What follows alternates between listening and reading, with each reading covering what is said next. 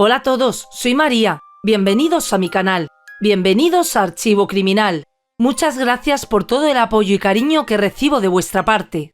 Hoy os traigo un caso sucedido en Inglaterra. Os invito a que me acompañéis a conocer los detalles de la historia y luego podéis dejar vuestros comentarios sobre el caso. Si el contenido os parece interesante e informativo, os pido que le deis a like, ya que de esta forma me estaríais ayudando. Sin más, vamos a dar comienzo al vídeo.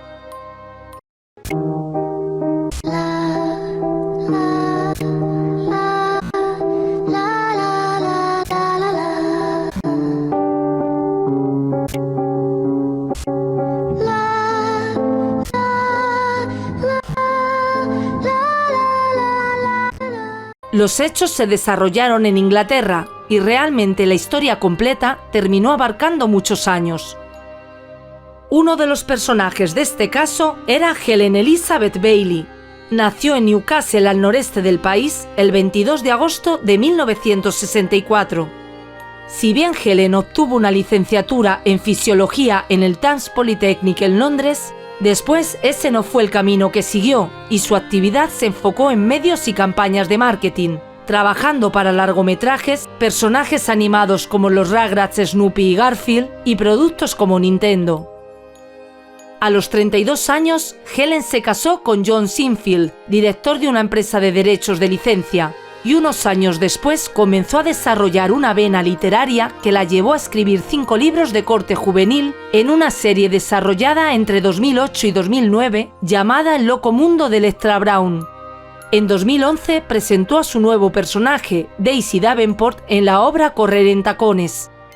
Esas son solo algunas de sus publicaciones que incluyeron 22 libros para niños, obras ilustradas y de ficción para adultos jóvenes.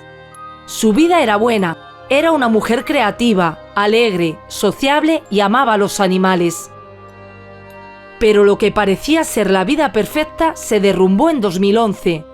En febrero de ese año, Helen y su esposo John decidieron tomarse unas vacaciones en la caribeña isla de Barbados, y lo que planeaban iban a ser unas vacaciones de paz y descanso se convirtieron en la más terrible pesadilla cuando John Sinfield entró en el mar para nadar, quedó atrapado en una resaca y se ahogó. Para Helen fue un duro golpe. Estuvo junto a John durante 22 años, 15 casados, y ahora de repente se encontraba sola. Dejó de escribir para niños y jóvenes y comenzó a plasmar su dura experiencia en un blog que llamó Planet Grief, algo como Planeta en Duelo, en el cual volcó su experiencia, las complejidades de un proceso de duelo y de pasar de ser una feliz esposa a convertirse en viuda en solo minutos.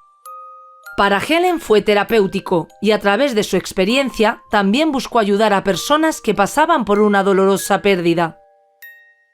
El blog tuvo mucho éxito, ganó seguidores en todo el mundo. Helen fue vista como una mujer valiente y a pesar de todo divertida, que le estaba dando sentido a su vida a través de su triste pérdida, sirviendo de inspiración para quienes atravesaban situaciones similares. Más tarde este blog daría paso a un nuevo libro que tituló When Bad Things Happen in Good Bikinis, Cuando cosas malas pasan en buenos bikinis, que publicó en 2015, y se presentó a su público en un vídeo acompañada de su inseparable amigo Boris, su perro, al que adoraba. Para Helen era su primer libro en el que no hablaba de historias ficticias y afirmaba que la vida real después de una pérdida así era mucho más extraña y complicada, una locura más allá de cualquier trama de ficción que pudiera imaginar. Quizás de alguna forma se refería a su nueva relación amorosa, que llegó precisamente por su blog Planet Grief, a través del cual entró en contacto con Ian Stewart, otro viudo con el cual en octubre de ese mismo año 2011, a sus 47 años, comenzó una relación de la que también habló en su libro contando: «Estoy en una página de duelo de Facebook, jugando. Aparece una foto, me sorprende verla porque conozco al hombre de la foto. Sigo preguntándome dónde nos conocimos, destrozando mi cerebro afligido. Resultó que nunca nos habíamos conocido, pero el hombre era el viudo canoso hermoso, un hombre que desde el momento en el que nos conocimos sentí como si hubiera conocido toda mi vida. De hecho, en la dedicatoria del libro se podía leer: Este libro está dedicado a mi apuesto canoso viudo Ian Stewart. Bebé, te amo, tú eres mi final feliz. Ian Stewart, la persona a la que dedicaba su obra, era un hombre de 56 años. Había sido ingeniero de software, pero tuvo que dejar su empleo por problemas de salud relacionados a un posible cáncer de intestino que después fue descartado y padecimientos musculares. Stewart tenía 2 hijos varones y también había enviudado en 2010, cuando su esposa, Diane, murió de un súbito ataque de epilepsia. Fue una muerte que asombró a todos. Diane era una mujer sana y activa. La epilepsia le había sido diagnosticada muchos años antes de su muerte, pero ella seguía estrictamente su medicación y por lo demás estaba muy bien. El matrimonio entre Ian y Diane había sido feliz. Sus hijos no daban cuenta de mayores problemas entre sus padres. Ian había sido tesorero de un club de bolos durante años desarrollando una excelente labor y, según sus conocidos, era un jugador feroz para el que un segundo lugar no era aceptable. A lo sumo, algunos lo definieron como un poco extraño y distante, pero más allá de eso, era un hombre normal. La relación entre Helen e Ian progresó y juntos compraron una casa y se mudaron con los 2 hijos de Stewart a Royston, en el condado de Westfordshire, al norte de Londres. Tras unos años de feliz convivencia, en 2016 estaban planeando casarse. Pero el 15 de abril de ese año 2016, la central de emergencias recibió una llamada de Ian denunciando que Helen estaba desaparecida. Según explicó el hombre a la operadora, su esposa se había ido de la casa 4 días atrás, dejando una nota en la que decía algo así como que necesitaba espacio y un tiempo a solas, y se habría ido junto a su perro Boris a una casa vacacional que tenía en Broadstairs, en la zona de Kent. Ian Stewart afirmó que desde entonces no había sabido nada más de ella, que no respondía a sus llamadas y mensajes, que su teléfono estaba literalmente muerto, no sonaba, y que el hermano de Helen había ido a la casa donde se suponía que estaba, pero no la encontró. No había rastros de que alguien hubiese estado ahí. Ian afirmó que Helen no se había ido en su vehículo y que posiblemente se marchó en tren o taxi y que nunca había hecho algo así. Pero hubo cosas extrañas en esa llamada, como por ejemplo que cuando la operadora le preguntó cuál era la fecha de nacimiento de Helen, Ian no lo supo decir y fue a buscar el dato quizás en algún documento. Y peor aún, cuando le preguntaron cuál era el color de los ojos de la desaparecida, tampoco lo recordaba.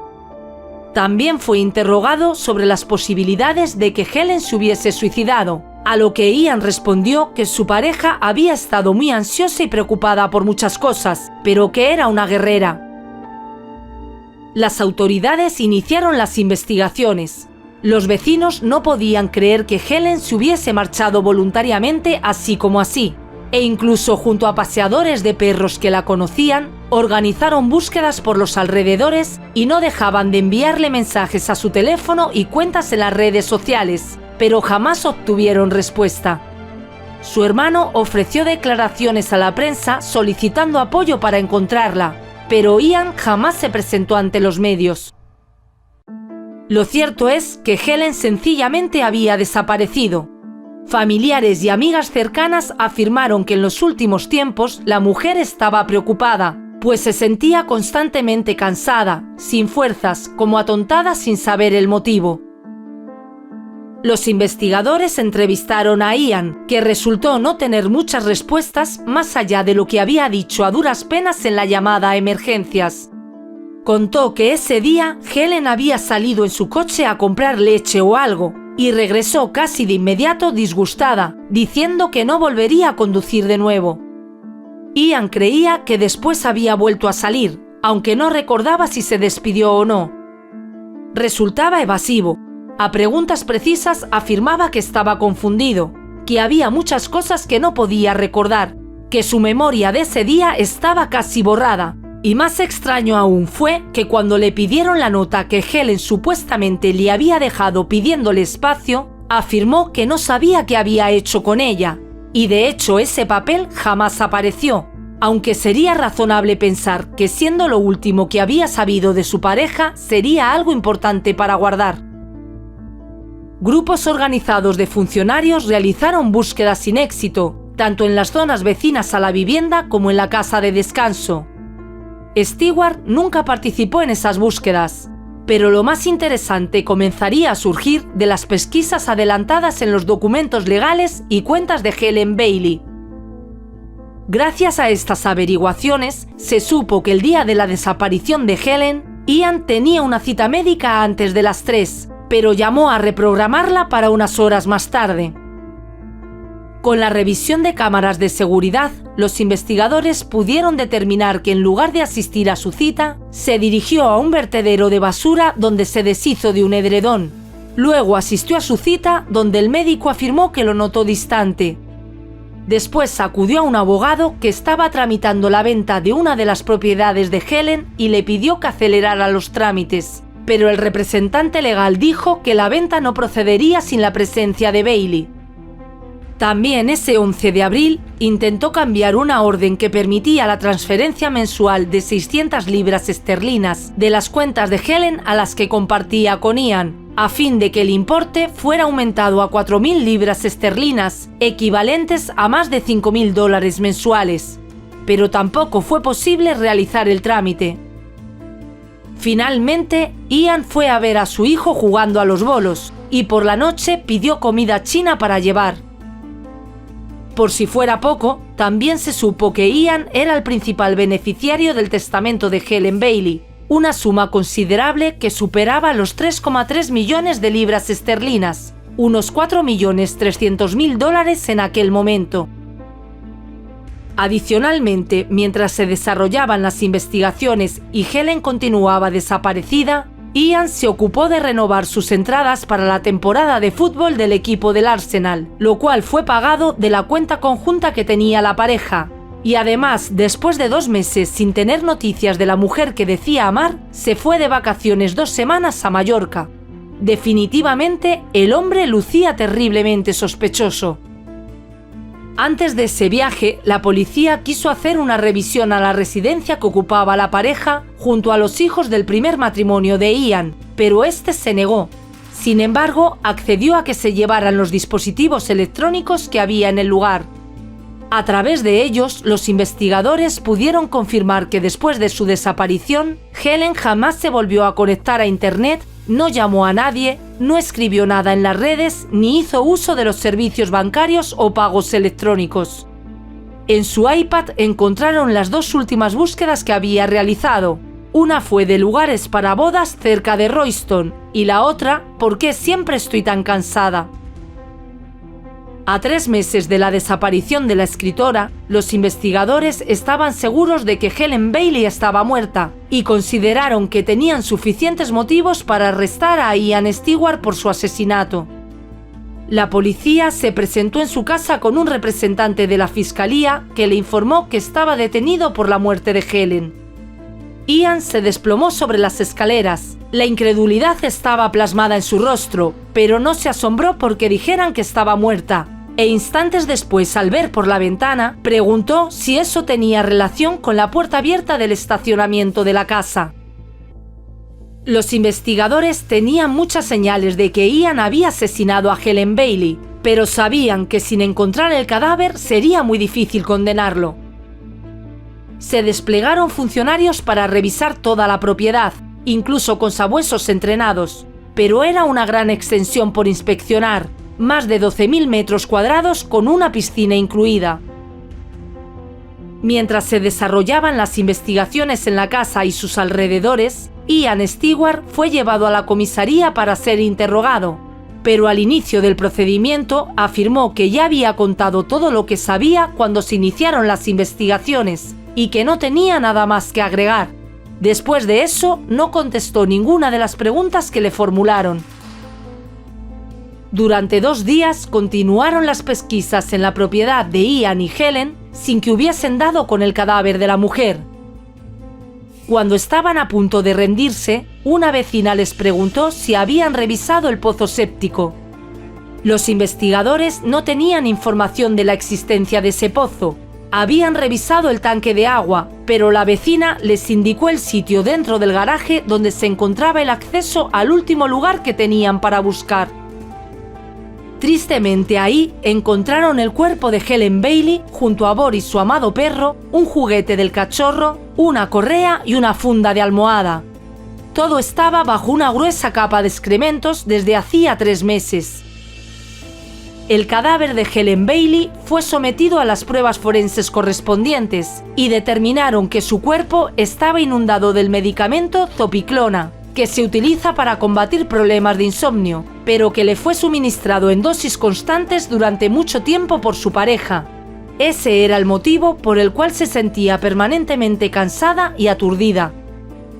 El examen también reveló que la causa final de la muerte fue asfixia, pero fue imposible saber si ésta se produjo antes o después de ser lanzada al pozo séptico.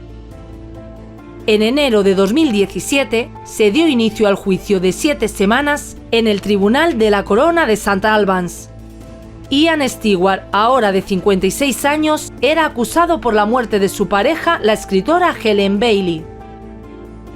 Durante el proceso, la fiscalía sostuvo que Stewart había jugado a un juego largo para hacerse con la fortuna amasada por Helen Bailey por la publicación de sus libros, y lo definió como un narcisista frío y calculador, que engañó gravemente a Helen Bailey tras la muerte de su esposo. La acusación puso de manifiesto que Stewart había realizado una farsa cínica, engañosa y calculada mientras observaba a la policía realizar una investigación inútil de una persona desaparecida. Además de todas las pruebas que ya os he descrito, el jurado se enteró que con la muerte de Helen, Ian se beneficiaría con casi 4 millones de libras esterlinas, unos 5.300.000 dólares, además de una jugosa póliza de seguros que Helen había suscrito en caso de morir antes de casarse con Stewart.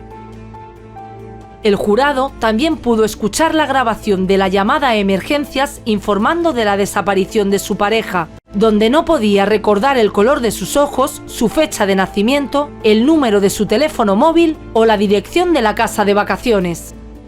En su defensa, Ian, desaliñado y tratando inútilmente de llorar cuando hablaba de Helen, contó una extravagante historia según la cual Helen había sido raptada por 2 hombres llamados Nick y Joe, que se la habían llevado junto a su perro y exigían 500.000 libras esterlinas por su liberación. Afirmó que no se lo notificó a la policía para no poner en peligro la vida de Bailey. Esta versión fue rápidamente desmoronada por la fiscalía al presentar a 2 hombres conocidos de Ian, cuyos nombres eran Nick y Joe. En ellos se había inspirado la información que daba el acusado, pero que por supuesto era completamente falsa. Durante el juicio, el hermano de la víctima declaró y contó que la única vez que fue a la casa de la pareja, mientras le estaban mostrando el lugar, Helen, en presencia del acusado, bromeó diciendo que el pozo séptico era el sitio perfecto para esconder un cadáver. Cumplidas las audiencias, el jurado tardó poco más de 6 horas para declarar culpable a Ian Stewart por el asesinato de Helen Bailey. Unos días después, el juez regresó con el veredicto, sentenciando a Stewart a cadena perpetua con cumplimiento mínimo de 34 años antes de poder obtener beneficio de libertad condicional. Además de ser declarado culpable del asesinato, también se le sentenció por impedir el entierro legal de Helen, por fraude y por 3 cargos de pervertir el curso de la justicia. Ian Stewart se negó a comparecer en el tribunal y asistió a su sentencia a través de un enlace de vídeo, donde tuvo que escuchar al juez Bright afirmar que era difícil imaginar un crimen más atroz, explicando que mientras Helen estaba haciendo arreglos con entusiasmo para la boda, Stewart estaba planeando cómo matarla, esconder su cuerpo y explicar su desaparición como el caso de una mujer ansiosa que se escapa porque ya no puede hacer frente a los aspectos más estresantes de su vida. El juez afirmó que estaba convencido que el motivo principal fue la ganancia financiera, diciéndole: «Sabías que Helen Bailey era una mujer rica, pero no estabas contento con tener que compartir su riqueza con tu esposa. En cambio, lo querías todo para ti».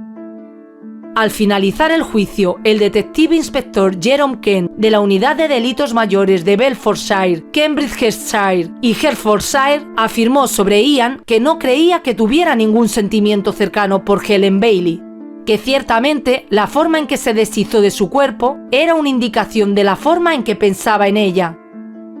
Por su parte, la familia de Helen dijo que pese a la victoria judicial no podía haber celebración y afirmó que sus pensamientos estaban con la familia de Stewart al reconocer que ambas familias habían sido devastadas y que nada podría traer de vuelta a Helen o realmente corregir ese mal. Pero este no fue el final de la historia, ya que ver lo que Ian Stewart había sido capaz de hacer para obtener dinero abrió dudas sobre la repentina muerte de su primera esposa Diane en 2010, por lo que con la anuencia de la familia de Diane Stewart, la policía anunció que el caso sería reexaminado. Quizás Ian Stewart no se sintió muy preocupado por la reapertura de esta investigación, ya que los restos de su esposa Diane, fallecida 7 años atrás, en 2010, habían sido cremados. Pero Dios obra de formas misteriosas, y casualmente antes de morir, Diane había manifestado su deseo de que cuando falleciera, su cerebro fuera donado para investigaciones científicas, y su esposo había accedido a respetar esta determinación. En su momento se dio por cierto que Diane Stewart, de 47 años, había sufrido un SUDEP, siglas que definen una muerte súbita por epilepsia, en el jardín de su casa en la localidad de Bassingbourn, al norte de Royston. Esta conclusión no resultaba demasiado extraña, ya que el SUDEP causa la muerte de unas 600 personas al año en Reino Unido. Sin embargo, después de volver a investigar la muerte de Diane, su esposo Ian Stewart sería nuevamente acusado y juzgado por asesinato. El nuevo juicio se inició en enero de 2022 en el Tribunal de la Corona de Huntingdon. En su declaración, Ian Stewart afirmó que ese día él y su esposa se encontraban solos en casa, ya que su hijo mayor, de 18 años en aquel momento, estaba realizando el examen para obtener el permiso para conducir, y el hijo menor de 15 años se encontraba en la escuela. Ian contó que ese día salió al supermercado a comprar pan francés y paté para celebrar el examen de conducción de Jamie, pero mientras iba en camino se dio cuenta de que se había dejado la cartera, por lo que regresó a casa y fue cuando encontró a su esposa tirada en el suelo. El acusado relató que trató de poner el cuerpo de Diane en posición de recuperación y de limpiarle la boca para proceder a realizarle resucitación cardiopulmonar, proceso en el cual le había practicado 30 compresiones y luego respiración boca a boca. Continuó relatando que no llamó a emergencias porque decidió pedir ayuda a un médico y una enfermera que vivían frente a su casa, hasta donde fue, pero nadie respondió al llamar a la puerta. Ian Stewart afirmó que entonces regresó junto al cuerpo de su esposa e intentó nuevamente aplicar la RCP, y aunque no supo decir por cuánto tiempo lo hizo, sostuvo que cuando terminó estaba agotado, y fue entonces cuando finalmente llamó a emergencias. En el tribunal se reprodujo la grabación de la llamada a emergencias en la que Ian afirmaba que su esposa tuvo un ataque y estaba en el jardín. Le dijo al operador que Diane sufría de epilepsia, pero que no había tenido ningún ataque desde 1992. En la grabación se escucha al operador preguntar si la mujer estaba respirando, a lo que Ian respondió que no, que creía que no. El operador le indica a Stewart que bombeara el pecho fuerte y rápido al menos 2 veces por segundo, agregando que iban a hacer esto al menos 600 veces o hasta que llegara la ayuda. A lo largo de la llamada, que duró unos 20 minutos, se escuchaba a Ian contando repetidamente.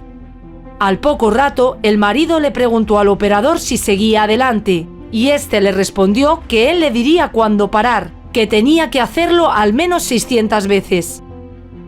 Poco después, el operador le indicó a Ian que realizara respiración boca a boca a su esposa, a lo que él respondió que era difícil porque creía que ella había estado enferma, pero que estaba tratando.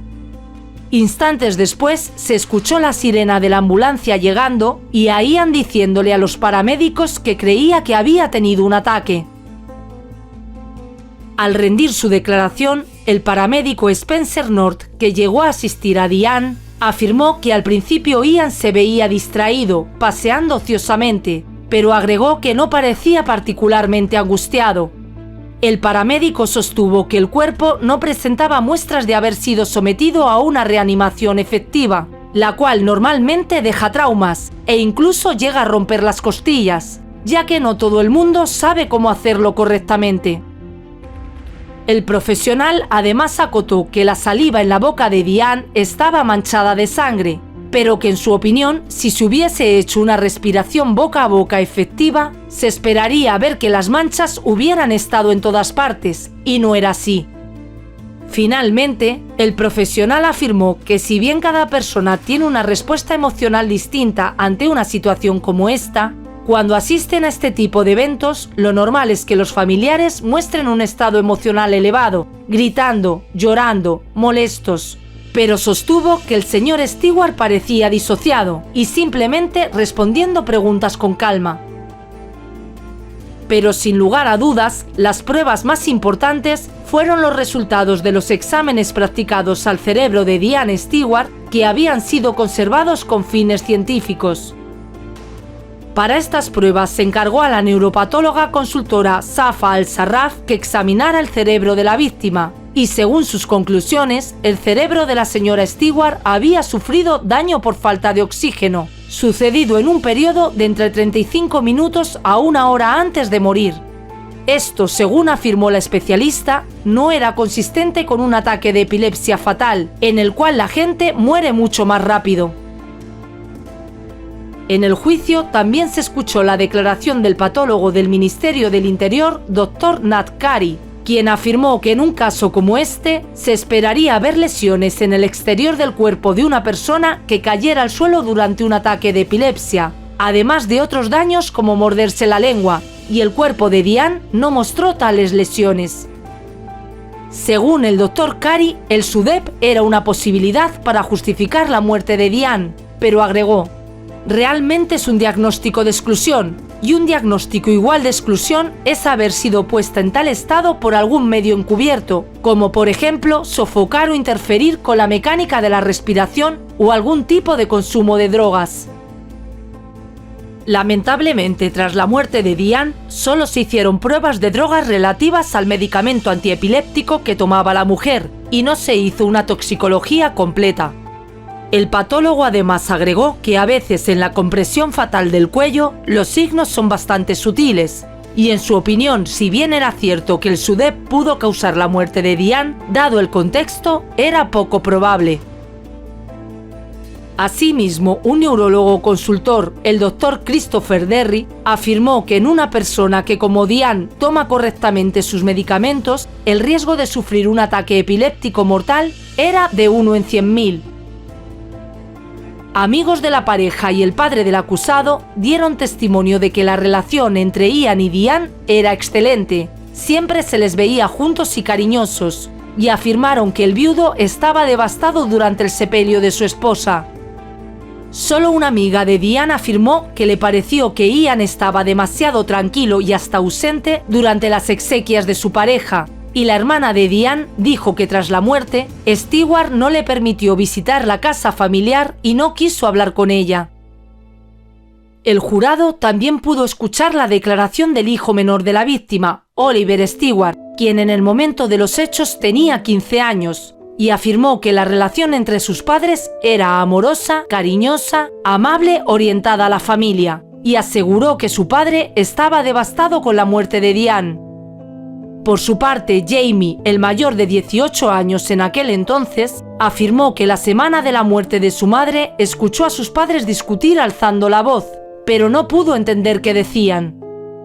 Jamie también contó que pocos meses después de la muerte de su madre, Ian compró un nuevo vehículo deportivo rojo de 2 plazas y conoció a alguien más en un grupo de duelo en línea. Al respecto del nuevo coche, Ian afirmó que lo había comprado porque él y Diane tenían uno del mismo modelo pero en otro color antes de que naciera su hijo mayor, y siempre habían querido uno rojo. Dijo haberlo comprado como un recuerdo. La fiscalía también destacó que tras la muerte de Diane, su esposo recibió unas 100.000 libras esterlinas, unos $130.000 del seguro de su esposa y las cuentas bancarias. Además, vendió la casa familiar en 2014 y tras pagar la hipoteca, el resto lo usó en la compra de la casa a la que se mudó con Helen Bailey. Para la fiscalía, el comportamiento de Ian Stewart posterior a la muerte de su esposa era difícil de compaginar con la conducta de un marido en duelo. En su conclusión, la fiscalía consideraba que el acusado había reducido la conciencia de su esposa administrándole algún fármaco, tras lo cual no ofreció resistencia, haciendo que la acción de asfixiarla no dejara huellas visibles. Finalizados los alegatos de las partes a principios de febrero de 2022, los miembros del jurado se retiraron a deliberar y en menos de 2 días declararon a Ian Stewart culpable de la muerte de su esposa Diane. Un par de semanas después, al emitir la condena, el juez afirmó que estaba convencido de que cuando Ian llamó a emergencias su esposa ya estaba muerta, y que probablemente había matado a Diane mediante un método que la incapacitó antes de que tuviera la oportunidad de defenderse, muy probablemente con un estrangulamiento que la dejó inconsciente o con una bolsa de plástico colocada en la cabeza desde atrás. Y agregó: ya sea que hayas drogado o no a Diane como lo hiciste con Helen para ayudarte en tu asesinato, nunca lo sabremos. El juez afirmó que ambas mujeres murieron en circunstancias escalofriantemente similares y que la farsa elaborada que había fraguado en la muerte de su esposa habría tenido éxito para siempre de no haber asesinado a Helen Bailey después. También el juez consideró que existieron agravantes por el hecho de que Diane fue asesinada en su propia casa, donde tenía derecho a sentirse segura, amada y protegida por su marido. El juez consideró que otro agravante era que Ian sabía que sus hijos regresarían y verían el cadáver de su madre en el jardín, lo cual sin duda les causaría un trauma. El magistrado afirmó: ¿cómo un padre puede actuar como lo hiciste tú? Desafía la comprensión. Dicho esto, Ian Stewart, de 61 años, fue condenado nuevamente a cadena perpetua, pero esta vez con una orden de vida, perdiendo así la posibilidad de solicitar libertad condicional. Nunca más saldrá de prisión. Tras la sentencia, fue difundido un vídeo del momento en el que Ian fue detenido y trasladado de la prisión para ser interrogado sobre la muerte de su esposa, y en el mismo se lo puede ver molesto y diciendo: ¡qué tontería! ¿No tienen nada mejor que hacer? Finalizado el juicio, los hijos de la pareja emitieron un comunicado en el que calificaron a su madre como una mujer increíble y afirmaron: tuvimos el privilegio de tener una crianza maravillosa y cariñosa. Ha sido realmente molesto los últimos 6 años tener que recordar los eventos del momento más difícil de nuestra vida. Ahora esperamos recordar los muchos momentos felices que tuvimos al crecer como familia. Para la mayoría de nosotros es difícil imaginar lo que debe sentir un hijo al saber que un ser tan querido como su madre es asesinado. Pero no podemos ni pensar lo que significa saber que la madre ha muerto a manos del padre. El conflicto interno debe ser enorme hacia el victimario, donde los sentimientos deben debatirse entre el odio al asesino y el amor al progenitor.